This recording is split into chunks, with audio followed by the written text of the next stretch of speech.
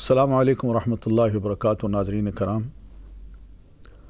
نبی صلی اللہ علیہ وسلم جو کچھ صحابہ کرام کو دیتے، صحابہ اس پر عمل کرنے کے پابند بھی تھے۔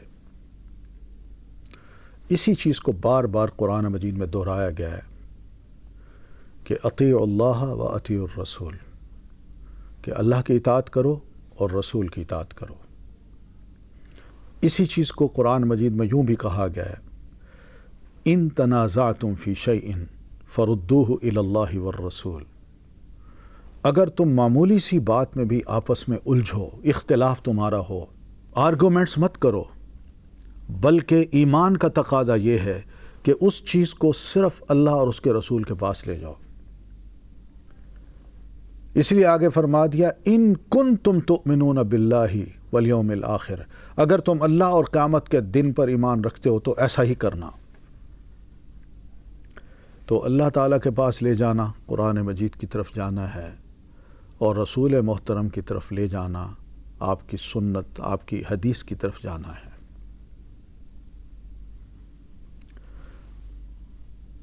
تو میں یہ عرض کر رہا تھا کہ دونوں ساتھ ساتھ چلتے ہیں۔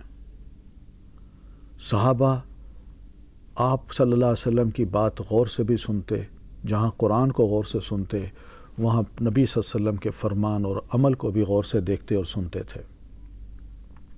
جہاں قرآن مجید پر عمل کرنا ضروری تھا، وہاں نبی علیہ الصلاۃ والتسلیم کے دیے ہوئے عمل کو اسی کے مطابق عمل کرنا ضروری تھا۔ نماز پڑھنے کا حکم قرآن دے رہا ہے، نماز کیسے پڑھنی ہے وہ عملی تصویر پیارے نبی علیہ الصلاۃ والتسلیم نماز پڑھ کے سکھاتے ہیں۔ حج، روزہ، زکوٰۃ، سب ریچولز کیسے ادا کرنے ہیں، پیارے نبی علیہ الصلاۃ والتسلیم نے اپنے عمل سے، اپنے قول سے ان تمام کی وضاحتیں کر دیں۔ یہ ہے سنو اور عمل کرو، اور صحابہ کرام ایسے کرتے تھے۔ جس طرح قرآن کو سنتے تھے، عمل کرتے تھے، اسی طرح نبی علیہ الصلاۃ والتسلیم کے ارشادات کو بھی سنتے اور عمل کیا کرتے تھے۔ نبی صلی اللہ علیہ وسلم نے جو علم صحابہ کرام کو دیا، صحابہ اس کے بڑے قدردان تھے، اور الحمدللہ اللہ کا شکر ہے کہ امت نے بھی نبی علیہ الصلاۃ والتسلیم کے دیے ہوئے اس علم کی خوب قدر کی۔ آپ کی صحبت نے صحابہ کرام کو آپ کا صحابی بنا دیا۔ بڑا درجہ ہے، صحابیت کا بڑا درجہ ہے۔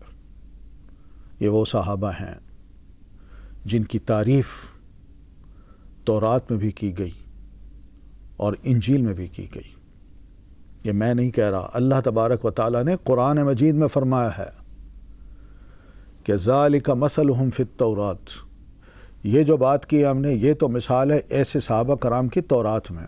ذالک مثلہم فی التوراۃ ومثلہم فی الانجیل، اور ان صحابہ کرام کی مثال انجیل میں وہ یہ ہے۔ یہ بہت بڑا مقام ہے، بہت بڑا مقام۔ بیان ہی اسی طرح ہم دیکھتے ہیں کہ صحابہ کرام میں وہ صحابہ جن کا رشتہ پیارے نبی علیہ الصلاۃ والتسلیم کے ساتھ تھا، اس رشتے میں ایک رشتہ بڑا مقام حاصل کر گیا، اور وہ ہے ذو النورین کا رشتہ۔ نبی کی دو بیٹیوں کے ساتھ نکاح کرنا، ایک فوت ہو اور پھر اس کے بعد دوسری سے نکاح کرنا، یہ اعزاز انبیاء کرام کی تاریخ میں کسی نبی کے داماد کو نہیں ملا جو جناب عثمان ابن عفان ذو النورین رضی اللہ تعالیٰ عنہ کو ملا ہے۔ یہ آپ کی صحبت کا اثر تھا، آپ کی باتیں سنتے، عمل کر ڈالتے۔ آپ نے فرمایا کہ جو شخص بھی مدینہ کا یہ کنواں جو ایک جو کے پاس ہے اور منہ مانگی قیمت لے کے ایک ایک گلاس پہ ہمارے مسلمانوں کو اور پیاسوں کو وہ پانی پلاتا ہے، جو شخص بھی اس کنویں کو خرید کے اللہ کی راہ میں خرچ کر دے گا، اللہ کی راہ میں اس کو دے دے گا، میں کہتا ہوں کہ کل میں اور وہ جنت میں یوں اکٹھے ہوں گے۔ نبی صلی اللہ علیہ وسلم نے یہ بات اس لیے بھی فرمائی کہ معمولی خرچہ نہیں تھا وہ، آپ صحابہ کرام سے اگر کلیکشن کرتے، ڈونیشن مانگتے تو شاید اتنی رقم نہ ہو پاتی، اس لیے آپ نے یہ بات ارشاد فرمائی۔ جو ہی آپ نے فرمایا، صحابہ حسرت سے اپنے بارے میں سوچنے لگے، کاش میرے پاس اتنے پیسے ہوتے تو میں یہ خرید کے وقف کر دیتا۔ سیدنا عثمان ابن عفان رضی اللہ تعالیٰ عنہ کہیں باہر گئے ہوئے تھے، مدینہ پہنچے تو راستے میں ہی ایک ساتھی نے ان کو اطلاع دی کہ پیارے نبی صلی اللہ علیہ وسلم نے یہ بات ارشاد فرمائی ہے۔ ان کا واقعی؟ کہاں؟ سیدھے وہ جو کے پاس گئے اور اسے فرمایا کہ کنواں بیچنا ہے۔ وہ کہتا ہے کہ تم میں ہمت ہی نہیں ہے۔ ان کا نہیں، بولو کیا لیتے ہو؟ تو اسی طرح بعض روایات میں آتا ہے کہ آدھا کنواں انہوں نے اس سے خرید لیا۔ جو ہی وہ خریدا تو سب گاہک جو تھے مسلمان پینے والے، وہ جناب عثمان رضی اللہ تعالیٰ عنہ کے کنویں کی طرف سے پانی لیتے تھے، اور یہ پانی انہوں نے وقف کر دیا تھا۔ اور بعد میں یہودی باقی بیچ کے بھی چلا گیا۔ اور بعض روایات میں آتا ہے کہ اس نے جو پیسے مانگے انہوں نے اس کو پیسے دیے اور کہا کہ راستہ چھوڑ دو، ہٹ جاؤ یہاں سے، اور سیدھے نبی علیہ الصلاۃ والتسلیم کے پاس پہنچے۔ عرض کی، اللہ کے رسول، آپ نے یہ بات ارشاد فرمائی تھی نا کہ جس شخص نے یہودی کا وہ کنواں خرید کے مسلمانوں کے لیے وقف کیا تو میں اور وہ جنت میں یوں ہوں گے؟ آپ نے فرمایا بالکل۔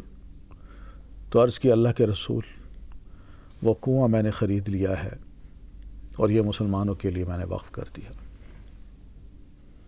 سنو اور عمل کرو۔ چھوٹی چھوٹی بات سے لے کر بڑی سے بڑی بات تک صحابہ کرام نے نبی علیہ الصلاۃ والتسلیم کے ارشادات کو بڑی اہمیت دی۔